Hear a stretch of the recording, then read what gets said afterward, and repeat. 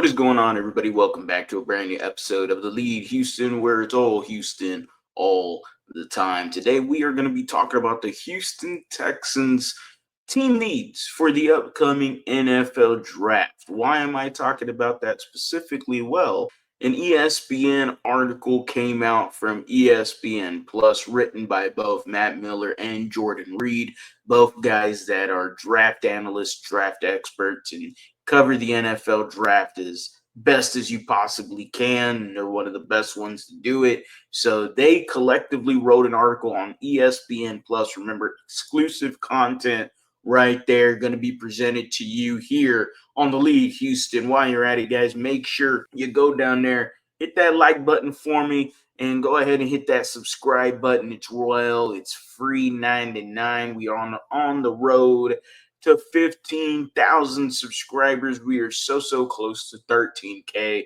Super appreciative of every single one of y'all, man. So go ahead and do that, and do me a favor and go down there and hit that subscribe button. Drop a comment down below. Obviously, help me help you, and let's get the algorithm pushing for this video, because the Houston Texans will be drafting in less than a month, and they have the 4 picks inside the top 100, the 25th pick overall. So without further ado, let's go ahead and get into ESPN's article here. We're going to share this. There we go. ESPN Plus right at your service right here. Matt Miller, Jordan Reed, and then again, this is every NFL's draft team needs, depth chart holes, prospect fits, lots of details that are in here, and we're going to go ahead and scroll all the way down to whenever we find our division. Remember, this is a Houston Texans state of mind, but obviously we might, if they're first, then obviously we'll just stick with them. Maybe we'll take a look at the rest of the AFC South too, though, while we're at it. The North is there. And here is the AFC South, ladies and gentlemen.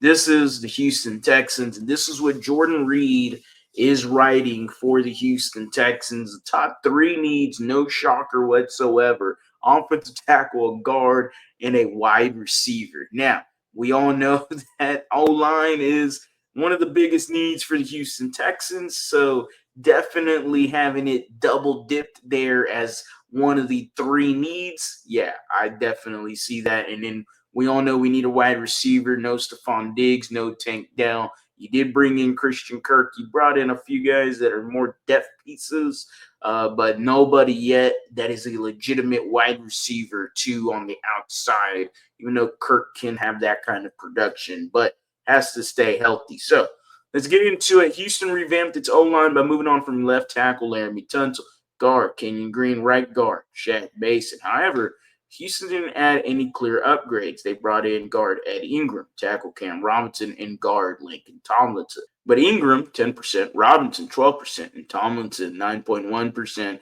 allowed pressure rates that ranked in the top 10 highest at their positions in 2024, according to NFL Next Gen Stats. Houston did trade for wideout Christian Kirk, but he averaged 47.4 receiving yards a game, second fewest in his career. The Texans need to draft home runs at these spots. That is DJ Bieniemy right there. A prospect to fill a need outside round one, Jonah Savanea, guard offensive tackle, Arizona. The Texans continue to remodel the O-line. Savanea makes a lot of sense with experience in both guard and tackle. Powerful blocker that shows high level of pop in his hands and projects best on the interior at the next level. All right, so let's go ahead and break this down real quick. The very beginning, we all know that the O-line, we have already addressed it. We also know that the guys they brought in, we know they're not world beaters. We already do know that, but D'Amico Ryans has mentioned Lincoln Tomlinson by name as somebody that has the work ethic to hopefully instill that swarm culture on the offensive line. We know it's in there for the defensive line of the ball. We know it's there in some offensive players, but in terms of the O-line in general, that's exactly, you want somebody that can instill that culture. And Lincoln Tomlinson, whether or not he's a starter or not, feels like a key piece to what D'Amico Ryans and Nick Caley and the Houston Texans ultimately want to create for the offensive line. I think he's a good chess piece. And I do think this O-line with Nick Caley, I do think that it can perform pretty decently. I don't know if it'd be better than last year, but last year's was pretty bad. So hopefully the bar is so low that you can just walk right over it. But I mean, look, they gave up a lot of pressure, and it is what it is. But there's also context when it comes to this. Ed Ingram and Cam Robinson both played together actually with the Minnesota Vikings, so we'll see there. I mean, a lot of that's really skewed heavily for Cam Robinson, especially his last few games and the playoff game. Not so hot for Cam Robinson. One of his worst games actually was a playoff game.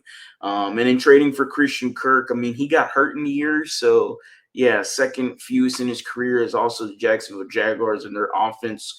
In that, especially at the very beginning of the season, they were just not clicking on all cylinders. There were some times where they looked okay, but it was very inconsistent. And then getting hurt didn't obviously help either. So, for both of those, whatever.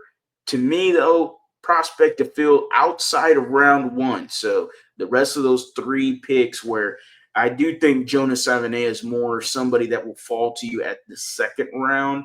Don't see him going into the third round at all.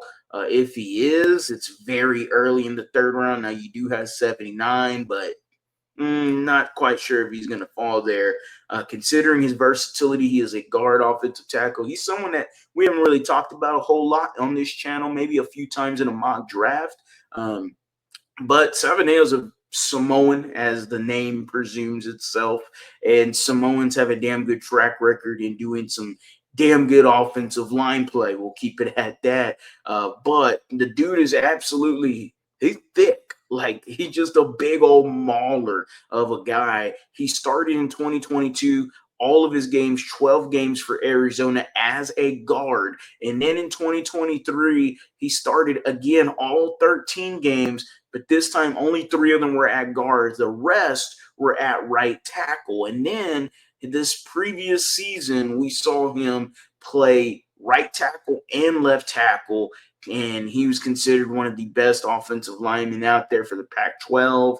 He was a captain for Arizona as well. That is something to think about. The Houston Texans love their captains. They love to draft players that are from the FBS, Power 5 schools, and are captains. Those are 2 check marks right there. Savaiinaea performed pretty well for an RAS score as well, something else they look at. So the Houston Texans, when it comes to Jonas Savaiinaea, he checks off the boxes that they're looking for ultimately when they want to draft somebody at 58, because again, this is not going to be at 25, according to Jordan Reed here, somebody that could fill a need outside round one. Versatility, he's a captain, played at Power 5 school. He's pretty nasty when it comes to turning the film on, somebody that I would not mind the Houston Texans grabbing and figuring it out. He obviously transcends more better as a guard, supposedly, according to a lot of draft analysts, but hey, who cares? Like, if he's the better guard, if he's a better tackle, who cares? You need youth and you need talent injected into that offensive line room. And Savaiinaea could be a guy that hits 2 birds with 1 stone potentially, and you find a spot for him and let him grow there. Throw some water, feed it every once in a while, and let's get it going. The Houston Texans definitely get better with this draft pick.